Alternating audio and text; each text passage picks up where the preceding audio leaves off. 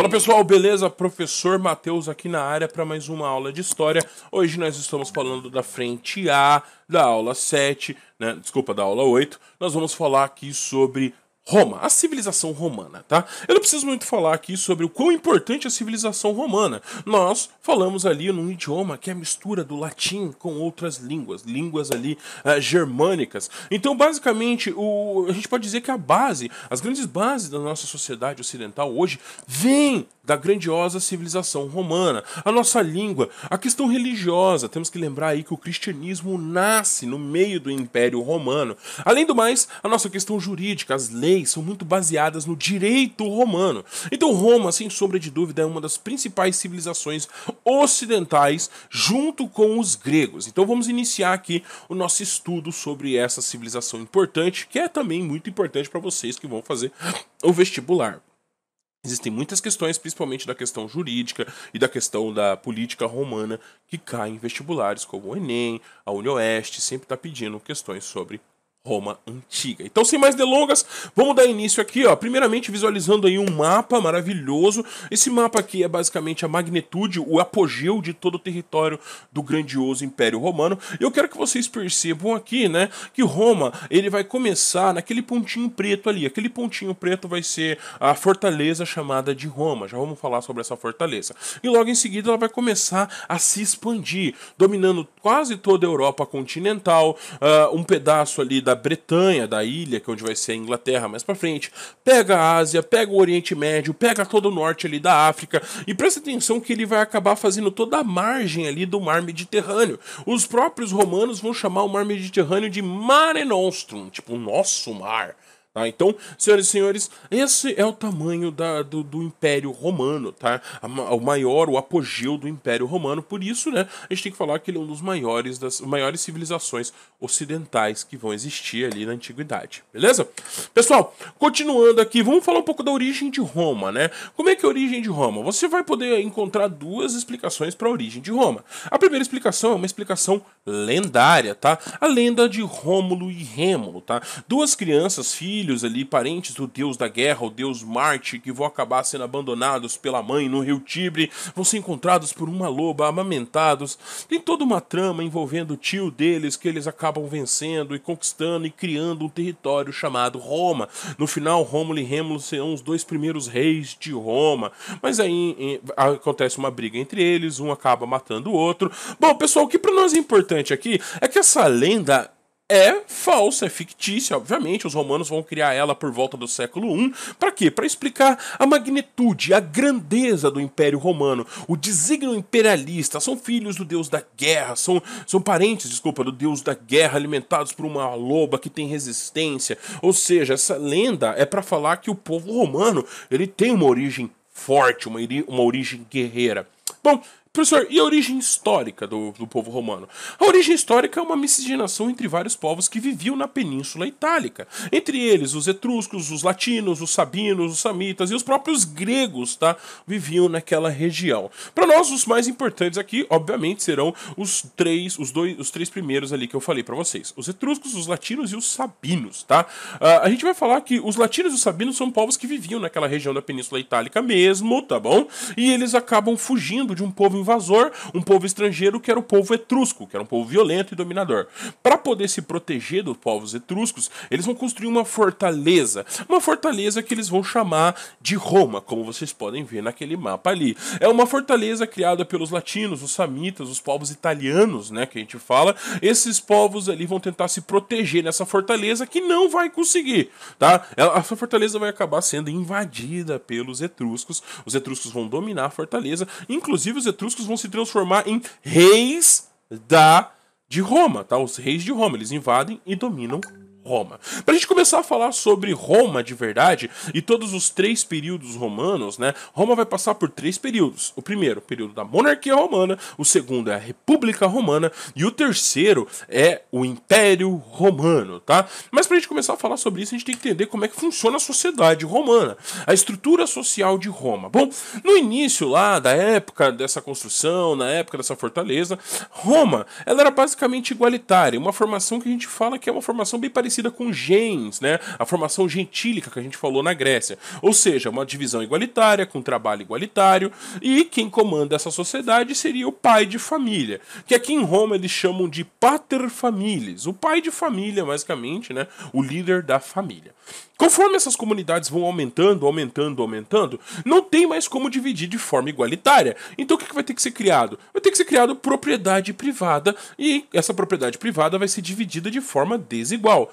Bem parecido com o que a gente falou na Grécia, tá? E essa divisão desigual da terra vai criar classes sociais. Quais seriam essas classes sociais? Lá no topo, aqueles caras que eram parentes ou próximos dos paterfamilias, que eram próximos ali dos pais, os chefes das famílias, nós vamos conhecer os patrícios, a aristocracia, dona das maiores e melhores terras. Os clientes, por sua vez, eles chegam depois, eles pegam terras menores, tá? Terras menos produtivas do que a dos patrícios. Então, eles vão acabar sendo dependentes dos patrícios. Os clientes, ou eles realizam trabalhos para os patrícios, ou eles se casam com o patrício e juntam as suas terras. Mas ele não é uma classe ali de aristocrata, eles acabam virando uma classe dependente dos patrícios. E logo abaixo nós temos a classe de pessoas que não têm terra. São homens livres, sim, não são escravos, mas, por sua vez, na hora da divisão das terras, eles acabam ficando sem terras. Esses são os plebeus, homens livres que não têm terra. Então o que eles vão fazer? A maioria deles vão acabar trabalhando na terra dos patrícios, ou se dedicando ao artesanato, se dedicando ao comércio, sendo trabalhadores liberais ali, tá certo? E embaixo, na base de tudo, os escravos. Sim, Roma é uma sociedade altamente escravista, mas temos que lembrar que a escravidão aqui em Roma são por questões de dívidas ou por questão de guerra. Se o povo for capturado, você vai ser transformado em escravo, tá bom? Ou se você está devendo uma dívida, você vai acabar sendo transformado em escravo caso você não pague. Não tem nada a ver com etnia, por favor, tomem cuidado, nem cor da pele, isso aí é no século XV. Aqui, dívida e também guerras, beleza? Então essa é a divisão da sociedade romana e sim, ela é crucial para a gente entender todas as relações que vão acontecer em Roma.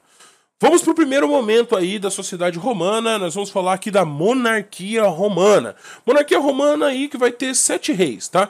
Roma terão 7 reis, só que dentro desses 7 reis, tá? A maioria deles são reis lendários, beleza? Rômulo, Rêmulo, essa galera toda, ninguém sabe de verdade se eles existiram, se faz parte de uma lenda, então nós, historiadores, a gente não utiliza eles. Os 3 únicos reis que nós temos ali, total certeza que são reis históricos, são os 3 últimos reis. Por quê? Porque esses reis não são latinos, esses reis não são sabinos, esses reis são estrangeiros, são etruscos que invadiram Roma e dominaram Roma, se coroando como reis. Então, a monarquia romana, que vai do ano de 753 até o ano de 509 antes do nascimento de Cristo, nós temos uma monarquia com reis estrangeiros, reis etruscos. Para nós, é importante saber os 2 últimos reis, Sérvio Túlio e Tarquínio o Soberbo. Já falaremos por quê. Outra coisa importante é que é o seguinte, os reis, eles não comandam sozinho na monarquia romana. Não, eles têm que pedir autorização a um conselho de ancião,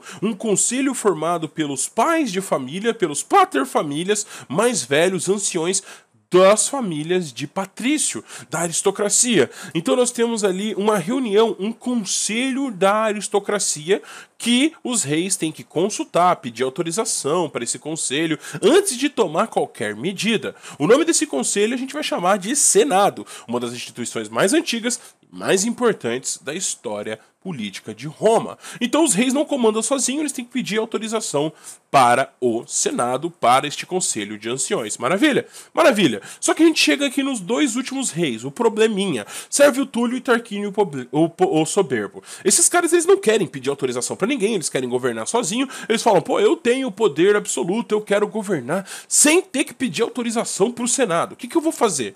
Eu vou transpassar a regra dele, eu vou simplesmente ignorar essa hierarquia. Eu não vou pedir o conselho deles, eu não vou pedir autorização deles. Então, Sérvio Túlio e Tarquínio Soberbo começam ali a passar por cima do Senado romano. Para piorar, eles queriam reduzir o poder dos senadores, o poder desse conselho de anciões. Como é que você faz isso? O poder vem da terra, certo? O poder desses homens vem da terra. Então a forma de você tirar poder deles é tirando a terra deles. Tarquínio Soberbo, ele simplesmente vai realizar uma reforma agrária em Roma e vai dividir a terra dos patrícios para os plebeus. Assim, ele mata dois coelhos numa cajadada só. Primeiro, ele tira o poder dos patrícios e depois ele ainda ganha o apoio dos plebeus. Então, ele vai tentar se apoiar nos plebeus para comandar Roma, passando por cima da aristocracia romana, passando por cima dos patrícios. Os patrícios não vão ficar nada felizes com isso. E no ano de 509, eles vão articular uma revolta contra os reis. Só que eles precisam de ajuda, e aí eles vão pedir ajuda para os plebeus. Eles vão pedir ajuda para os plebeus para poder derrubar os reis. E os plebeus vão ajudar. Pera aí, professor. Os plebeus vão ajudar os patrícios, mas eles estavam recebendo terra. Por que eles vão ajudar os patrícios? Simples. Os plebeus, vai ser prometido para os plebeus uma coisa que eles não tinham: participação política. Os patrícios prometem criar uma instituição, uma organização política no qual todos aqueles que participam da sociedade romana vão participar da política também. O nome desse tipo de organização pública é chamado de coisa pública, a res pública, ou a república, tá? Os patrícios prometem para os plebeus que vai ser criada uma república onde eles também vão poder participar. E no ano de 509, patrícios e plebeus derrubam o rei de Roma. E assim nós passamos para o segundo período da história romana, a República Romana, de 509 a 27 antes de Cristo, tá? Dentro da República Romana a gente vai ver lá as primeiras expansões de Roma, Roma dominando, Roma conquistando.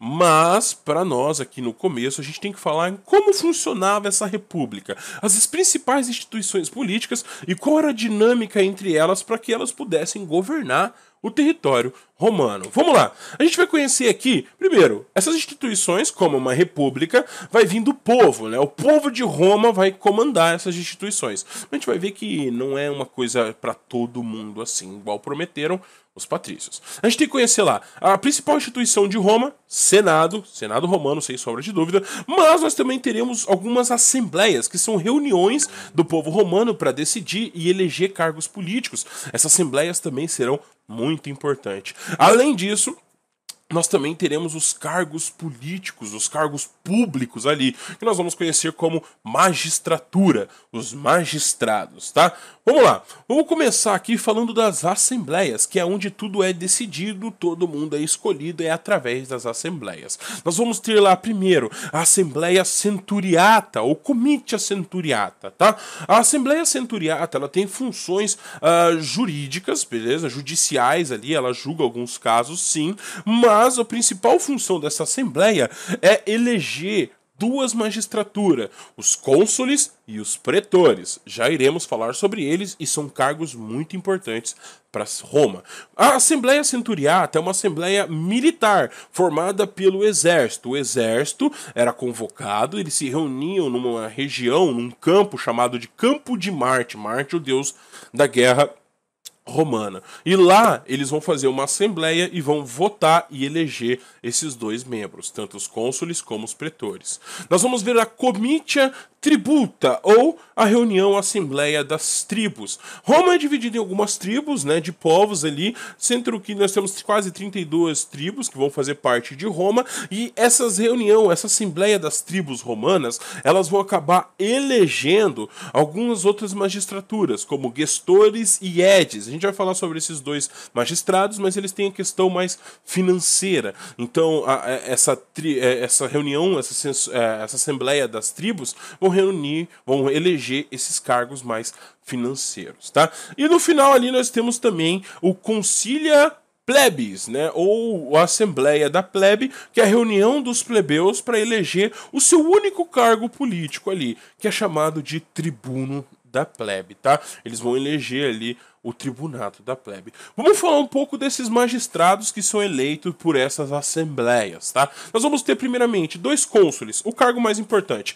Eles são os líderes do Senado, eles vão chefiar o Senado. Serão dois cônsules que vão chefiar todo o Senado, todo o poder civil. Eles são os líderes máximo, digamos assim, da política da República romana, tá? Tirando isso, eles também comandam o exército, então eles têm poderes militar também.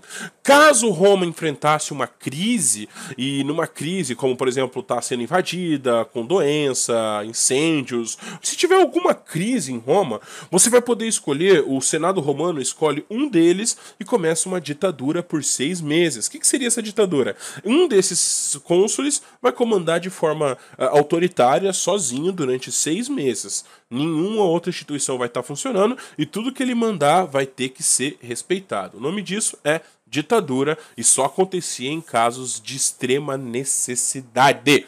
Tirando isso, nós vamos ter lá os pretores, senhoras e senhores, que também é escolhido ali pela Assembleia Centuriata. Os pretores serão 2, eles vão ter que cuidar da aplicação da lei. Eles que vão fazer com que a lei que vai ser criada seja cumprida pela população de várias formas, tá certo? Então, os pretores, eles cuidam dessa aplicação da lei. Tirando isso, nós também teremos os censores. Aqui já começamos os cargos mais financeiros, a administração econômica de Roma. Os censores, como o nome diz, eles fazem censos, eles vão e fazem censos entre a população, dividindo a população pela sua renda, tá? Ricos, pobres, donos de terra, pessoas que não têm terra, pessoas que têm terra. Então, eles fazem o censo da população romana. São eles também que escolhem alguns senadores, tá? Eles vão pegar lá somente os patrícios, né? E vão escolher algum dos patrícios, alguns daqueles que são aristocracia, que tem poder, que tem dinheiro, para ser senadores romanos. Também teremos os edis.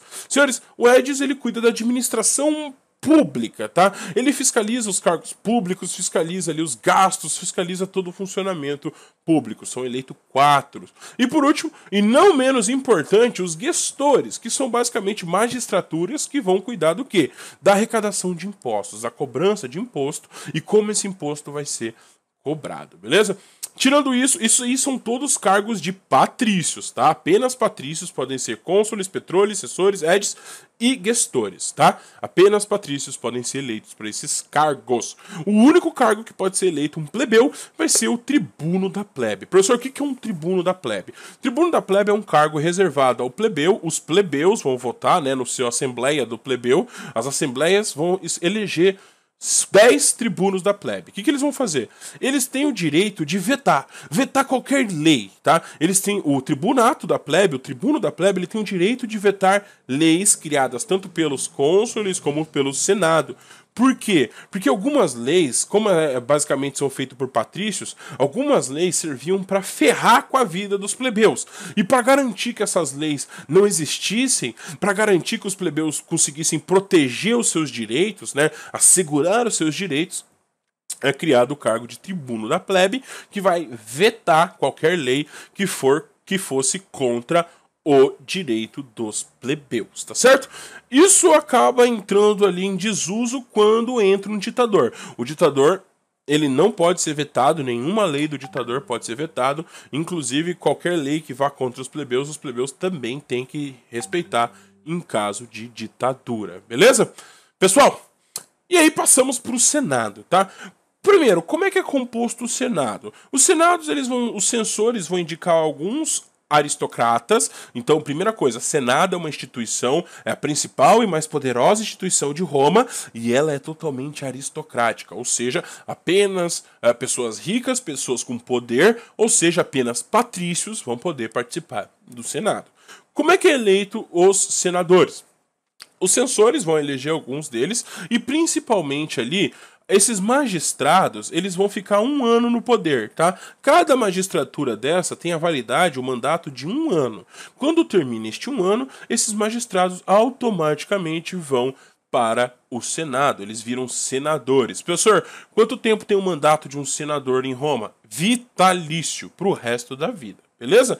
Senadores, qual que é o poder? O que o Senado faz? Senhores, o Senado faz tudo. Tá? Ele tem função religiosa, ele cria lei, ele dá a manutenção da ordem pública dentro de Roma, tá bom? Ele que decide a política externa, ele que declara guerra, ele que declara paz, tá certo? Ele recruta pessoas pro exército, tá? Ele faz o recrutamento, ele faz a administração das províncias. Roma é dividida em várias províncias, é um império muito grande, é uma civilização muito grande, então eles acabam dividindo em províncias, e quem vai administrar essas províncias serão os senadores. Tirando que eles elaboram as leis, eles aprovam as leis, eles votam as leis. leis. Então o Senado romano, ele basicamente tem poder máximo, tá?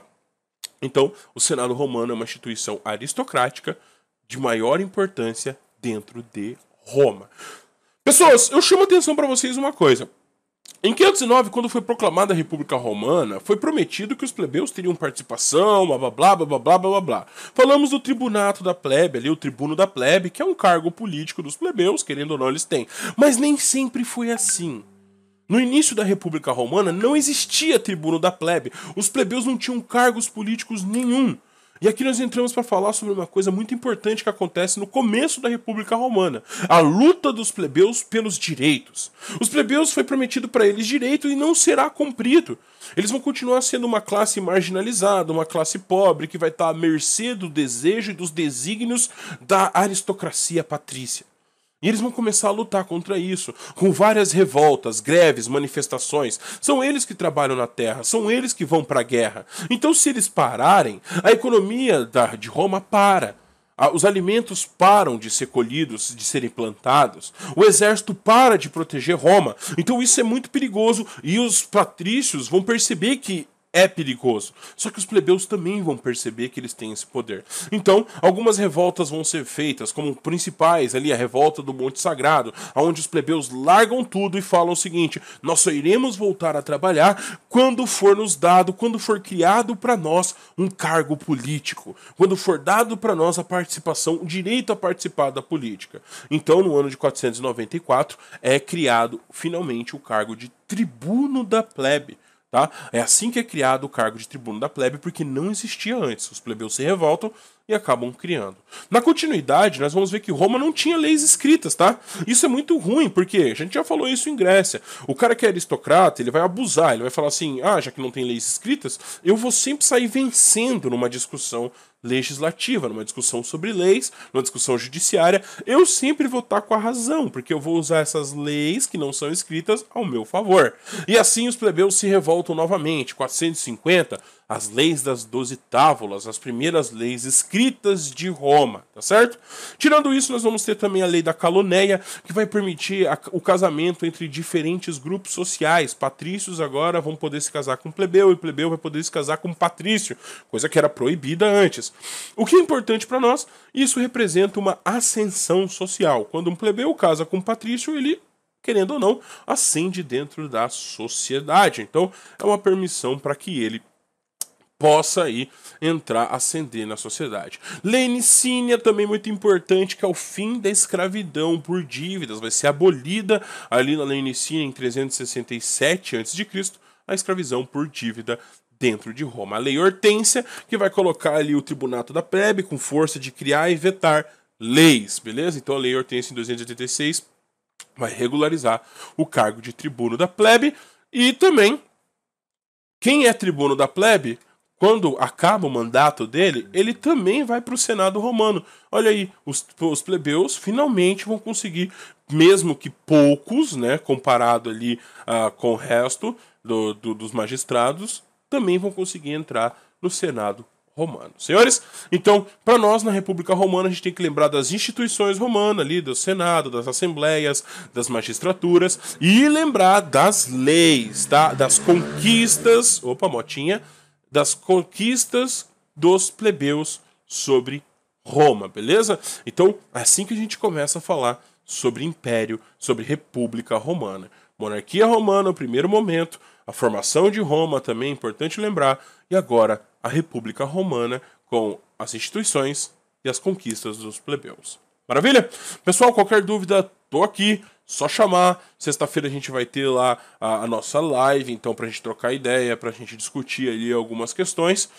No mais, tamo aqui, pessoal, força. Tô com saudade de todos vocês, espero ver vocês rapidamente em sala de aula. Abraço, beijo.